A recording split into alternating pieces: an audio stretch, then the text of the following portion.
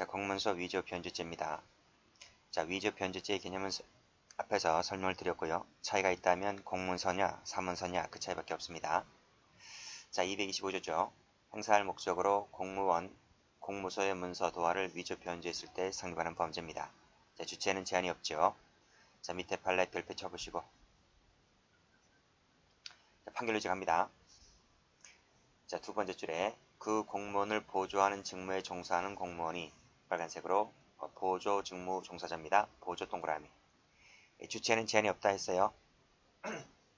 자, 가로 2번도 호적개장 동그라미. 자, 어떻게 했나요? 작성 권한을 가진 공무원의 결제를 받지 않고 임의로 밑줄 그시고 밑에 결제 없이 밑줄 그시고 그러면 공문서 위조죄가 됩니다. 됐죠? 자, 다음 밑에 업무 보조자 동그라미. 역시 위임 취지에 반해서 썼기 때문에 공문서 위조죄가 되는 거예요. 자, 밑에 보면 그와 같은 행위를 하도록 지시한 이 중간 결제자가 있어요. 이 중간 결제자도 그 위조죄의 공범이 되는 것이다.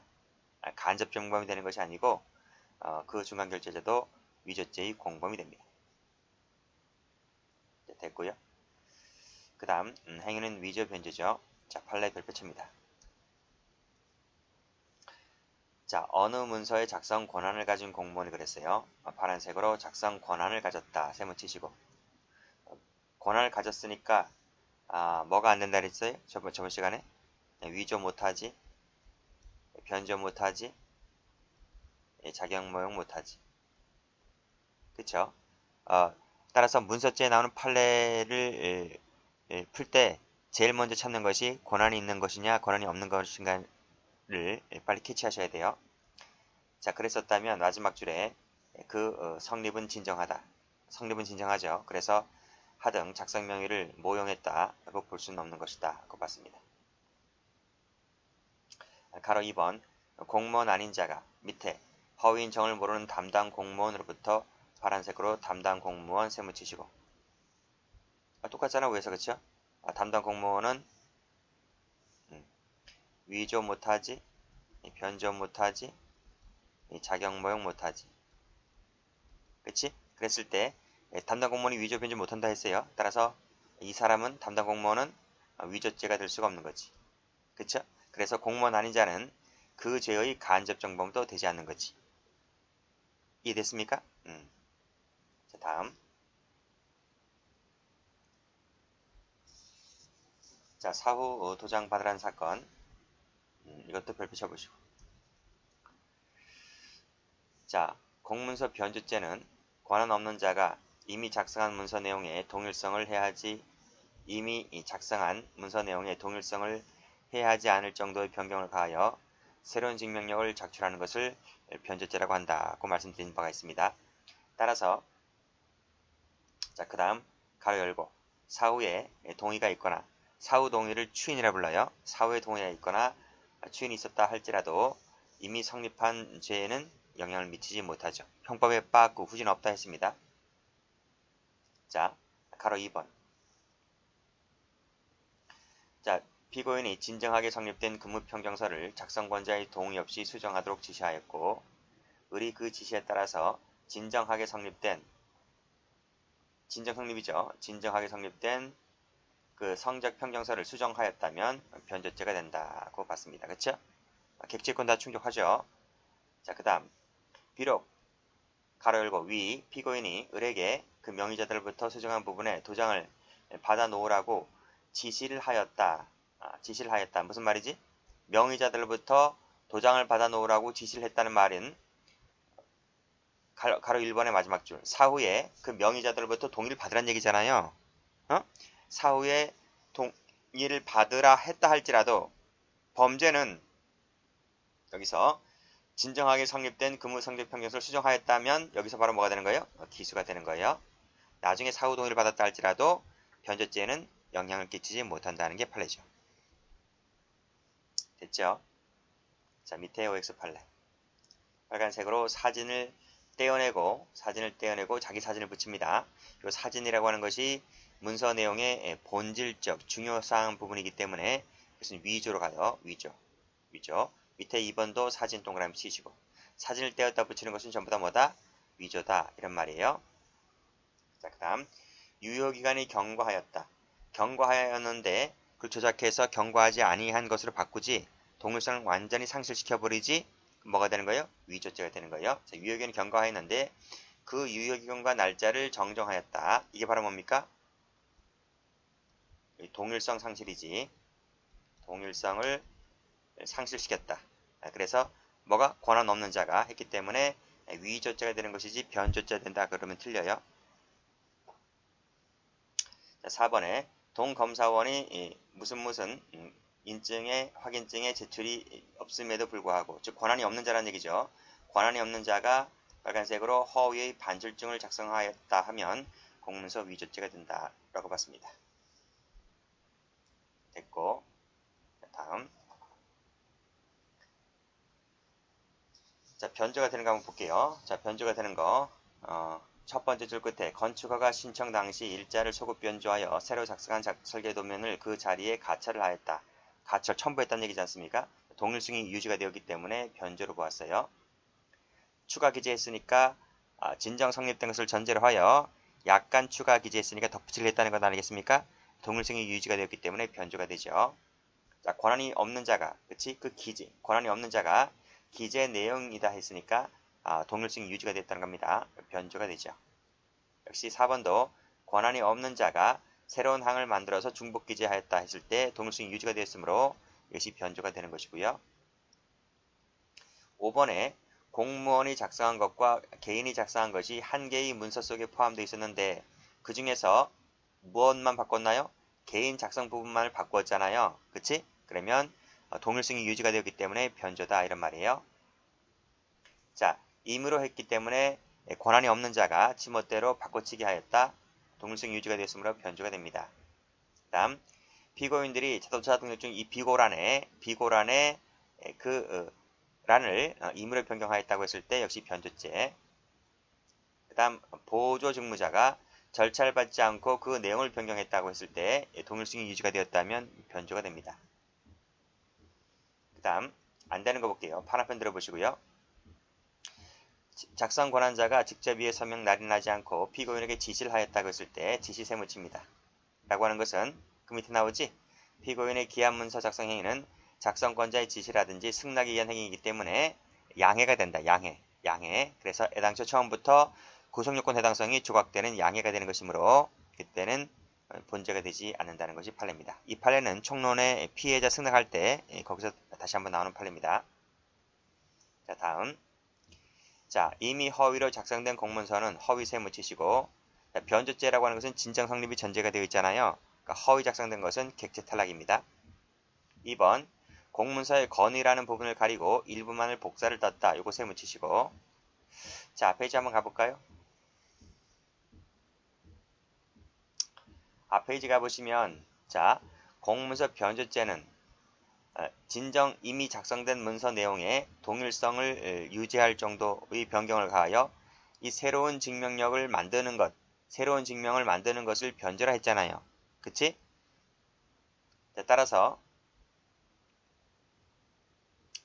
자, 건의라는 부분을 가리고 일부만을 복사 떴다고 했을 때 이 일부만 복사가 바로 뭐다? 새로운 증명력을 작출케 한 것이 아니므로 변조라고 볼 수는 없다는 것입니다.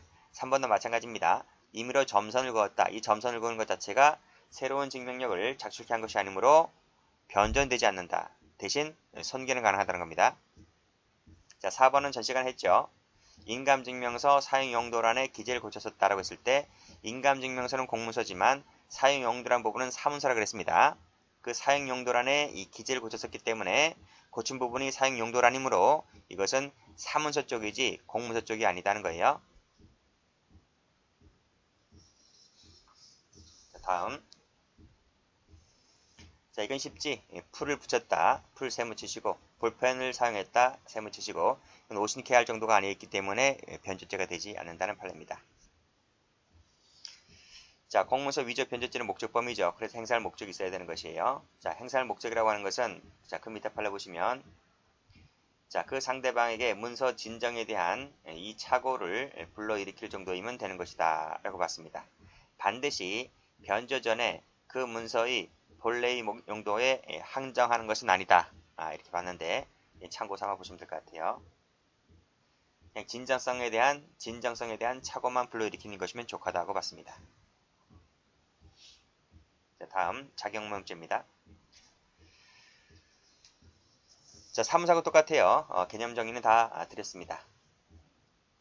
밑에 명의까지 모형하면 위조죄가 된다는 것도 다 말씀드렸고, 자, 판례만 봅니다. 판례 별표, 밑에 판례도 별표. 자, 갑구청장 올라가 볼까요?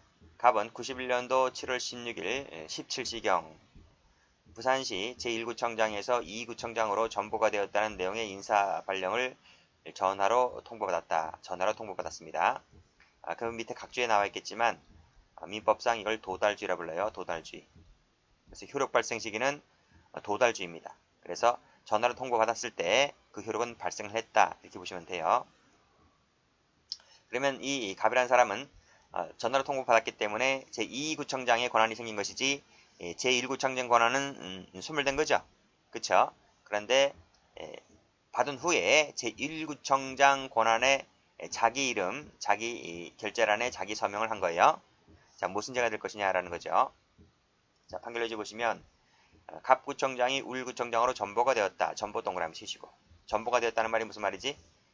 권한이 있었다가 없어진 것으로 바뀐 거죠. 즉 권한 없는 자로 바뀐 거예요.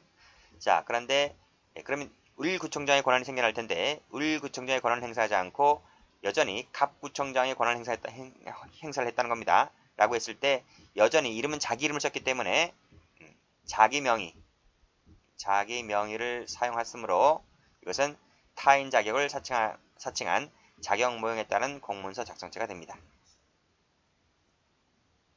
자, 밑에 1번 권한이 없는 자가 타인 자격을 사칭하는 것이 자격 모형죄가 되죠. 판결로지 2번 식당의 주식, 부식, 구입 업무를 담당하던 공무원이 과장 결재란에 과장 결재란입니다. 이 사람은 과장이 아닙니다. 과장 결재란에 자기 이름을 적었다는 거죠. 그래서 이 사람이 과장을 사칭했다는 겁니다. 라고 했을 때 자격 모형 공문서 작성죄가 됩니다. 됐고, 만약에 이 두 가지 판례에서 명의를 타인 명의로 쓰게 되면 공문서 위조죄가 되는 것이에요. 근데 여전히 이 두 가지 판례는 자기 이름을 썼기 때문에 자격 모형죄만 된다. 이렇게 봐두시면 되겠습니다. 자, 각주 참조하시고요. 자, 허위 진단서 작성죄를 봅니다. 자, 조문을 보시면 의사, 한의사, 치과의사, 조산사가 주체가 되죠. 이 사람만 주체가 되기 때문에 이걸 뭐라 불러요? 저 밑에 진정신문범이다. 이렇게 불러요. 그리고 이 의사는 동그라미 1번에서 공무원이 아닌 비공무원만을 말합니다. 공무원은 여기서 탈락입니다. 됐죠? 다시 올라가시고 자, 진단서, 검안서, 생사에 관한 증명서 밑줄 그어볼까요? 이렇게 이것을 허위 작성했을 때 본죄가 되는 것이에요. 원래 사문서잖아요. 진단서가 사문서인데 원래 사문서의 무용위조는 처벌정이 없다 했습니다. 그런데 사문서의 무용위조이지만 예외적으로 처벌하는 것이 바로 뭐다? 이 본죄다 이런 말이에요. 그리고 중요한 것은 허위 진단서 작성죄는 목적범위 아니다는 걸 알아두셔야 돼요. 행진부는 목적범위 아니다. 외웠죠? 자, 밑에 동그라미 2번 읽어보시고 자, 허위 작성 갑니다. 허위 작성 쉽잖아요. 진실에 반하는 내용을 기재했을 때 허위 작성이 되는 것이고요. 만약에 허위라고 인식했다 할지라도 객관적 진실에 일치를 한다면 그때는 본죄가 되지를 않습니다. 자, 판례 갑니다. 자, 밑에 판례 별표 치시고 주체가 누구라 했어요? 공무원이 아닌 빨간색으로 공무원이 아닌 의사가 주체가 된다 했어요. 대상이 된다 했어요. 따라서 공무원인 의사 밑줄 그시고 X는 허위 공문서 작성죄가 되는 것이지 본죄가 되는 것이 아니다고 보았습니다. 이 판례 출제 잘 됩니다. 자, 다음 페이지. 자, 객체성을 인정한 판례 볼게요. 자, 1번 보시면 최신 판례죠. 작성에 해당하는 허위 사실의 기재는 사실이든 판단이든 가리지 않는다. 현재의 진단명과 증상에 대한 관한 경우뿐만 아니라 동그라미 1번. 그 다음 옆에 동그라미 2번. 현재까지 진찰 결과 발생 가능한 합병증과 향후 치료에 관한 소견을 기재한 경우. 여기서 소견 밑줄. 소견 밑줄. 동그라미 1번에서는 현재의 진단명과 증상 밑줄. 증상 밑줄. 이제 의사가 진단서를 끊을 때 현재의 진단면과 증상을 허위 기재하게 되면 허위 진단서 작성죄가 되고요. 이 소견에 관한 부분도 잘못 기재하게 되면 허위 진단서 작성죄가 되는 거예요. 됐죠? 그래서 동그라미 2번을 보시게 되면 소견서 동그라미. 소견서도 뭐가 될 수 있다? 이 본죄의 객체가 될 수 있다는 거예요. 자, 1번에 2번. 의사가 환자의 수용생활 또는 수감생활이 가능 여부에 관하여 기재한 이 의견이 바로 뭡니까? 소견이지. 소견. 그쵸? 환자의 건강 상태에 기초한 향후 치료 소견의 일부로서 의료적 판단을 기대한 것으로 볼 수가 있다면 여기서 소견 동그라미. 그쵸? 이 의사가 이 소견서를 장래 건강 상태에 기초한 이 소견서를 잘못 기재하였다면 허위 진단서 작성죄가 된다는 판례입니다. 자, 밑에 1번 파란색으로 국립경찰병원장 세무 치시고 그건 공문서지 사문서가 아닌다라 했습니다. 그 다음 입퇴원 확인서라고 하는 것은 의사가 끊어주는 것이 아니고 그 병원 직원이 끊기 때문에 이것은 진정신분범이라 했잖아요.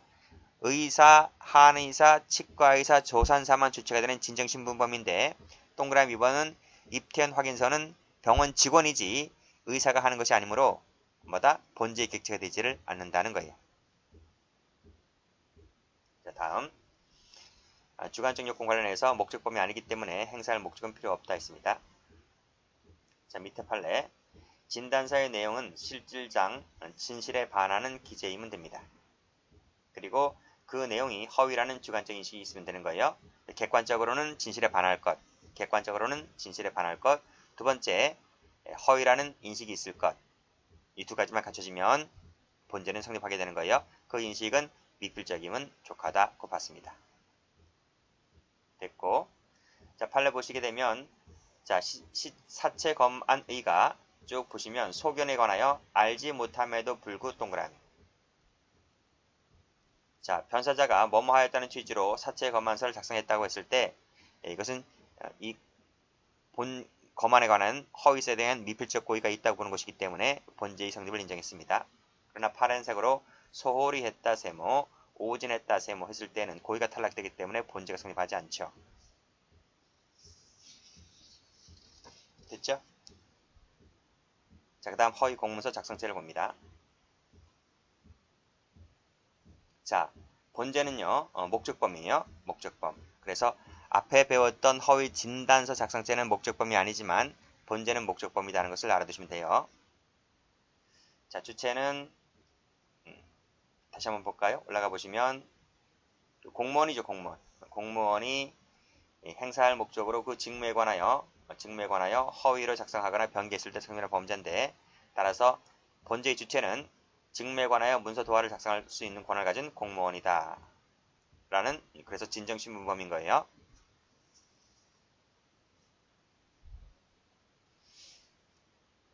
자, 내용을 보시게 되면 1번, 2번 묶으시고 3번, 4번 묶으시고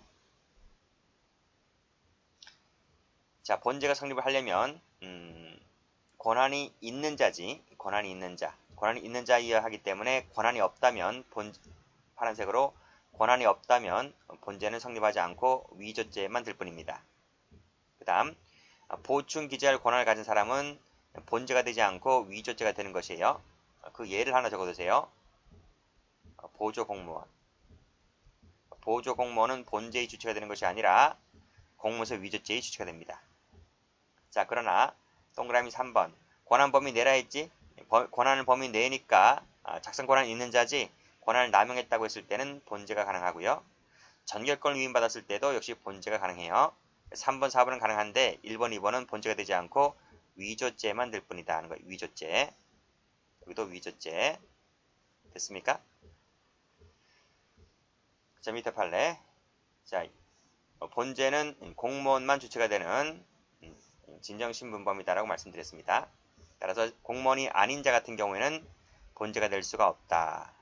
됐어요? 되려면 특별조항이 있어야 되는데 보통은 그런 조항이 없기 때문에 공무원이 아닌 자는 본죄가 될 수가 없다. 이렇게 정리하시면 될 것 같아요. 자, 다음 객체는 공문서 공도하다. 자, 다음 자, 직무에 관한 문서라고 하는 것은 대외적이든 대내적이든 상관없고요. 명령, 내규, 관례 상관없어요. 자, 행위를 보시게 되면 허위 작성 다 아시죠? 방법에 제한이 없고 부작위도 가능하다. 3번 보시게 되면 공무원이 실질적 심사권을 가졌든 형식적 심사권을 가졌든 전부 다 본죄가 된다고 봤습니다. 당연하지. 그런데 지금이야 당연한데요. 한 3, 40년 전에는요. 판례가 실질적 심사권을 가진 경우와 형식적 심사권을 가진 경우로 나누어서 보았습니다. 근데 지금은 그걸 가리지 않고 가옥대장이든 토지대장이든 등기부든 호적부든 간에 담당 공무원이 허위 신고임을 알면서 기재했을 때는 전부 다 본죄가 성립한다는 것입니다. 그 판례가 바로 밑에 나와 있죠. 밑에 판례 별표 쳐보시고요. 호적을 리니까 공무원이거든요. 호적공무원. 이 호적공무원이 허위라는 것을 알면서 기재하였다면 본죄가 된다. 됐죠? 자, 올라가시고요. 변개는 뭐 시험에 나오지 않기 때문에 이건 몰라도 돼요. 공부할 필요 없어요. 시험에 안 나오는데 뭐. 앞에 있는 허위 작성만 잘 봐두시면 됩니다. 판례도 100% 허위 작성밖에 없어요. 자, 나머지는 됐고, 자, 맨 밑에 판례 보시게 되면 한 개의 공문서의 이 작성권자가 2인 이상일 때에는 그 1인의 작성행위 완료로서 기수가 된다. 기수가 된다. 여기서 기수가 된다. 자, 나머지 다른 사람의 서명 날인이 없다 하여 본죄가 되지 않는 것은 아니다. 무슨 말인지 아시겠지? 아시겠어요? 한 사람의 행위로서 완료가 된다고 봤습니다. 됐고, 자, 다음 페이지 판례 보면요. 쉬워요. 이 부분이 쉽단 말입니다. 자, 검은색 한번 들어볼까요? 자, 1번의 담당 공무원이죠. 권한 있는 자지, 그치? 2번도 호변 계장이니까 권한 있는 사람이잖아요. 전부 다 권한 있는 사람들이 한 겁니다. 본인이 직접 출두한 바가 없다. 본인이 직접 출두한 바가 없다. 이게 진실이잖아요. 준공검사를 한 것이 아니다. 이게 진실이거든요. 그리고 소유권 이전 등기와 근저당권 설정 등기가 동시 밑줄긋이고 함께 밑줄긋이고 이게 진실이거든요. 농지 허가를 해줘서는 안 된다는 것을 알면서도 이게 진실이거든. 그리고 대리인이 진실이고요. 공사가 완성되지 아니했다는 거 진실이고요. 무허가 건물이 진실이에요. 그런데 어떻게 했다는 거예요?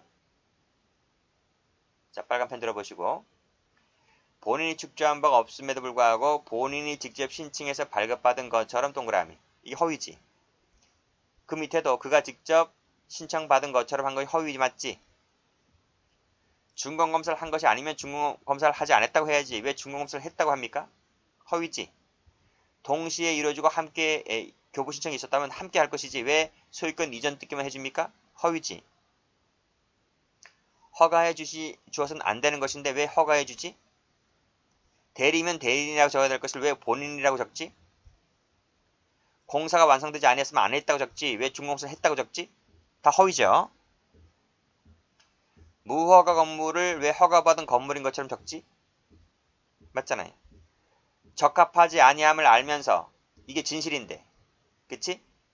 왜 적합하다라는 내용의 서류를 통보서를 작성하지? 허위잖아요. 그쵸? 다음. 실제 참여한 바가 없어요. 원본과 대조하지 않았어요. 갑이 세대주예요. 근데 어떻게 했다는 거예요? 전부 다 참여한 바가 없는데 참여했던 것처럼 적지? 원본 대조하지 않았는데 그런데 왜 원본을 대조했다라고 필이라고 적지? 갑이 세제이면 갑이 세대주를 적지 왜 을이라고 적습니까? 13번에 다른 내용을 기재했다고 적었잖아요. 농업 경영 능력이나 영농의사가 없잖아요. 없는데 왜 잘 알지도 못하면서도 아무런 문제가 없다고 적지? 빨간색으로 이거 동그라미. 전부 다 뭐예요? 허위 작성죄가 된다는 말이에요. 그 다음 확인한 바가 없으면 아무것도 적지 말든지 마치 확인을 한 것처럼 왜 적습니까? 그게 설령 관행이라 할지라도 이 관행이 유죄가 무죄를 된다는 게 아니잖아요. 관행이 잘못됐으면 관행을 바로잡아야 되는 것이 관행이 정당화 사유가 되지 못합니다. 본죄가 됩니다. 이런 것은 다 무시하시라고 해서 제가 돼지꼬리를 표현했습니다. 자, 밑에 발레 별표 쳐보시고 밑에 발레 별표 쳐보시고 자, 파란펜 들어보시고요. 자, 고의로 법령을 잘못 적용했다 할지라도 그 전제가 된 사실관계에 내용에 거짓이 없잖아요. 내용이 거짓이 없는데 뭐 공식을 잘못 적용했다 할지라도 내용에 거짓이 없으면 허위 작성이 됩니까? 허위가 아니지. 허위라고 볼 수가 없다는 거예요. 가로 2번도 허위 내용에 기재가 없다면 역시 허위는 아닌 거예요. 뭔 법을 적용하든 간에. 자, 그 다음 건축 담당 공무원이죠. 요건을 갖추지 못했다 할지라도 군수의 결재를 받아서 지금 허가서를 내줬잖아요. 군수의 결재도 안 받았는데 만약에 허가서를 내줬다면 허위 작성 맞지만 건축 허가서라는 것이 군수의 결재가 들어가야 하는 거잖아요. 그렇죠? 그래서 군수의 결재를 받아서 쓴 것은 맞기 때문에 이것은 뭐다? 허위라고 볼 수는 없다라고 봤습니다. 아시겠죠? 자, 그 다음 허위 작성이라고 하는 것은 무엇인가를 적어야지 허위 작성인 것인데 아무런 표시도 하지 않았다 세무치시고 그럼 허위 작성 부분이 있습니까? 없죠. 그래서 죄가 되지 않습니다. 자, 그 다음 본죄는 목적범위죠. 그래서 목적범위이기 때문에 밑에 보시면 본죄를 작성함에 있어서는 그 내용이 허위라는 사실을 인식하면 족합니다. 재산죄가 아니죠. 재산죄가 아니기 때문에 뭐 손해발생 이런 거 필요 없고 위험발생 이런 거 필요 없어요. 자, 다음 밑에 보시면 역시 허위라는 사실을 인식했다면 고의는 충족되는 것이다 고 봤습니다. 상급관청에 양해나 지시가 있었다 해서 고의가 부정되는 것은 아니죠. 그 다음 밑에도 허위란 말 들어가 있지? 허위의 현행범 체포서 확인서를 작성했다고 했을 때 본죄의 범위가 있다고 봤습니다. 이것이 객관적 진실이잖아요. 체포사의 변호인 선임권을 고지하지 않아 하였다는 것이 진실인데 왜 고지했다라고 허술히 쓰고 있습니까? 그리고 허위란 말 썼다는 것 자체가 고의가 있다고 봐야 되겠죠. 그 다음 저 밑에 1번 좀 조심하세요. 이거 조심하시면 돼요. 자, 1번만을 추출하였는데 이를 초과하여 뭐뭐한 것처럼 작성하였는데 이것이 관행이라고 한다면 관행세무 치시고 관행이라고 한다면 이것은 고의를 조각시키는 사유는 된다는 거예요. 제가 앞에서 뭐라고 했지? 여기서 15번에 관행이 있다 할지라도 관행이 존재하는 것은 정당화 사유는 되지 못한다 할지라도 즉 책임 조각 사유는 되지 못한다 할지라도 관행이 존재한다고 하면 고의는 조각되는 사유가 된다는 거예요. 그래서 원래 관행이 되면 100% 거의 죄를 인정하거든요. 총론이든 강론이든 모든 판례 중에서 관행이라는 말이 존재하게 되면 거의 다 100% 유죄를 인정하게 되는데 유독 죄가 안 되는 것이 여기에서 허위 공문서 작성죄에서 고의는 조각된다. 즉 고의는 조각된다는 판례가 유일하게 하나 존재하는데 그게 바로 이 1번 판례입니다. 이 1번 판례만 잘 받으시고요. 나머지는 100% 유죄가 된다. 이렇게 정리하세요. 자, 밑에 2번에서 11시 출발을 11시 도착이라고 기재했는데 이것이 오기라면 죄가 되지 않고요. 번거로움을 회피하기 위해서 신속히 처리하기 위해서 따라서 변동이 없다는 확신을 가졌지 않습니까? 그랬다면 고의가 탈락되는 것이므로 죄가 되지 않는다. 이 판례 출제가 잘 되기 때문에 별표 쳐두시고요. 그 다음 1.12평, 0.25평이 더 증축되었다는 것을 알면서도 그때 이것이 아주 사소한 차이라면 고의가 조각되므로 죄가 되지 않는다는 판례입니다. 자, 다음 간접정범 가볼게요. 자, 간접정범은 자세하게 배우는 것은 총론 교재 간접정범 파트에서 자세히 배우는데 그 노트를 가지신 분들은 노트 151페이지를 펴보시고요. 노트 151페이지보다 더 자세한 것이 그 노트 총론 교재 노트를 가보시면 거기가 더 자세하게 돼 있어요. 그 노트 71페이지. 그래서 자세하게 하는 것은 제가 노트 총론 교재 할 때 그때 설명하는데, 그래서 여기서는 간단하게만 보겠습니다. 자, 먼저 노트 151페이지 와보세요. 강론 교재다 보니까 총론 내용을 다 안다는 전제하에 웬만한 건 생략을 하고 바로 들어가겠습니다. 자, 공무원이 아닌 자를 도구로 이용하여 공문서를 허위 작성하게 하면 이때 공무원은 무슨 죄가 됩니까? 허위 공문서 작성죄의 간접정범이 되죠. 맞죠? 자, 다시 교재로 와볼게요. 그래서 그 판례가 1번입니다. 작성 권한이 있는 공무원이 권한 없는 자를 이용하거나, 또는 여기서 권한 없는 자를 이용하거나, 또는 작성 권한이 있는 다른 공무원을 이용했다 했을 때 이 공무원은 무슨 죄가 된다? 본죄의 간접정범이 된다는 거예요. 자, 밑에 판례 가볼게요. 경찰서 보안과장이 작성 권한 있는 공무원이잖아요. 그 사람이 밑에 그 정을 모르는 담당 경찰관으로 하여금 담당 경찰관 빨간펜 동그라미. 이 빨간 동그라미가 뭡니까? 이 빨간 동그라미가 도구입니다. 도구. 이 도구를 이용하여 밑에 운전 사실을 기재하도록 하게 하였을 때 이 보안과정은 무슨 죄가 된다? 본죄의 간접정범이 된다는 판례입니다. 됐죠? 자, 가로 2번. 비공무원이 작성권자를 이용했다 했을 때 다시 노트 한번 펴보시면 이 2번 1번이죠. 자, 비공무원이 공무원을 도구로 이용해서, 이때 공무원은 선의자죠. 도구로 이용해서 본죄를 범하게 공문서에다가 허위 작성을 하게 하였을 때는 이 비공무원에게 허위 공문 작성죄의 간접정범이 됩니까? 안 됩니까? 안 되죠. 왜? 허위 공문서 작성죄라고 하는 것은 작성 권한 있는 공무원만이 범할 수 있잖아요. 그래서 비공무원은 그 범죄의 정범 적격이 없기 때문에 본죄의 간접정범이 될 수가 없는 거예요. 총론 시간에 그렇게 배우죠. 자, 다시 한번 교재를 와서 보시면, 자, 공무원 아닌 자는 본죄의 간접정범이 될 수가 없다. 그치? 자, 밑에 판례 보시게 되면 파란색으로 공무원 아닌 자 세모 치시고 본죄의 정범적 격이 없기 때문에 본죄가 되지 않습니다. 됐죠? 자, 문제가 뭐예요? 문제가 이제 보조 공무원입니다. 자, 노트 펴보시면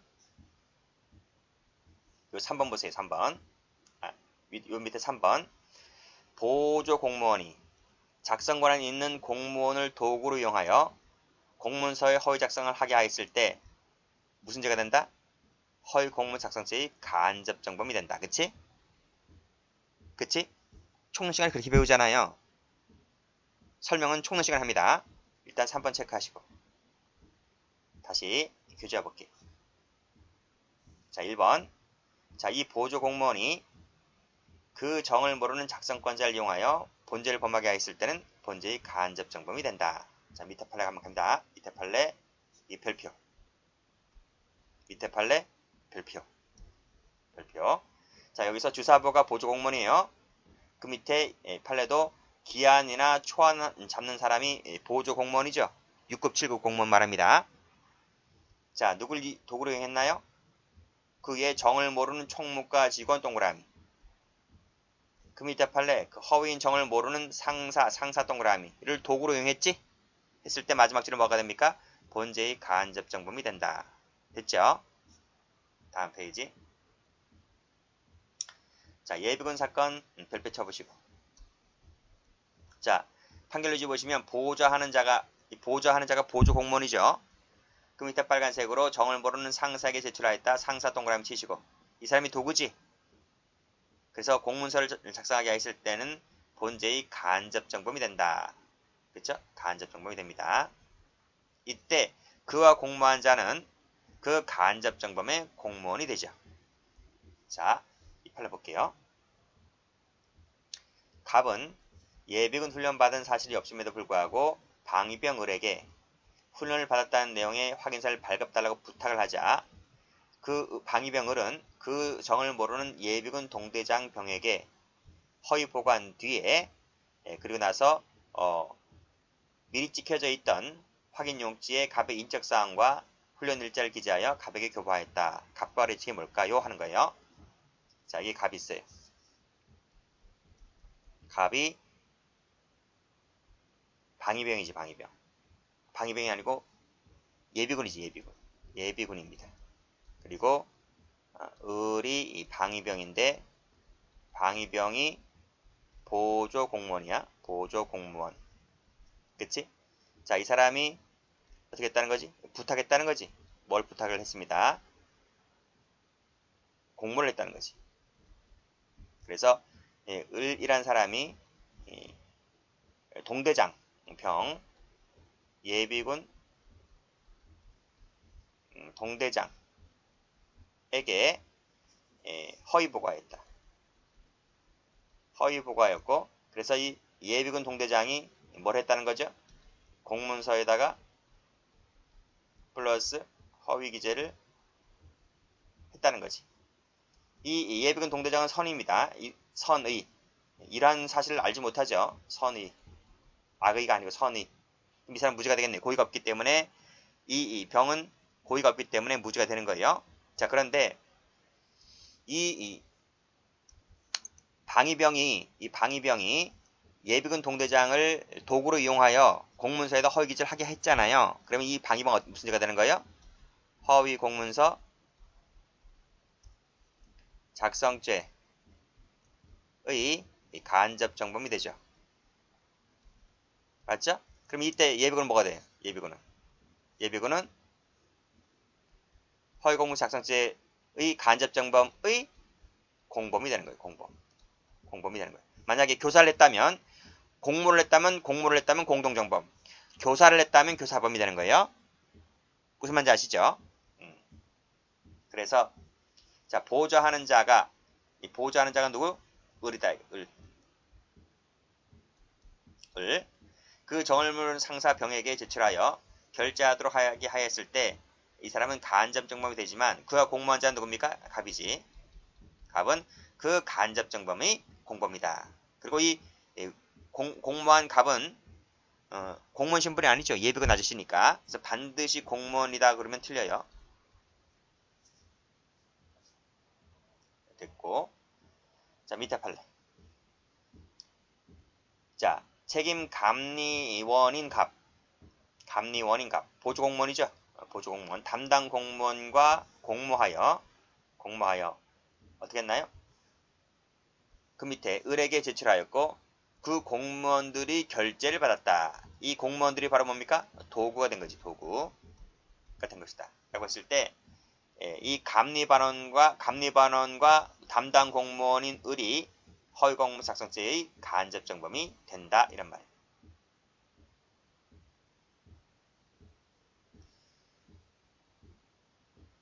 자, 밑에 판례도 마찬가지죠. 밑에 판례 보조 공무원 나오네요. 그 밑에 보조 공무원 갑도 보조 공무원이에요. 그리고 중간 결제자인 피고인도 보조 공무원이에요. 보조 공무원. 그리고 나서 그 위에 상사 과장급, 그 밑에 3번도 마지막에 최종 결제자인 을도 적어도 과장급 이상이잖아요. 과장급 이상이거나 기관장이거나 할 것 아니겠습니까? 밑에 검은색으로 밑줄 긋던 공무원 갑과 중간 결제자인 피고인은 이제 6급이나 7급, 8급 정도 되겠죠. 결제가 올라가잖아요. 그렇죠? 그랬을 때 이 공무원 갑과 중간 결제자인 피고인은 전부 다 뭐가 된다? 허위 공문서 작성죄의 간접 정범이 된다. 둘 다 모두. 맞죠? 피고인과 갑의 행위 둘 다 모두가 뭐가 된다? 공문서 작성죄의 간접 정범이 된다. 그래서 그 판례 자생식물원 사건에서도 감리반원 갑과 담당 공무원 을은 둘 다 뭐가 되는 거예요? 둘 다 그 간접 정범이 된다. 아니 이건 이렇게 나오네요.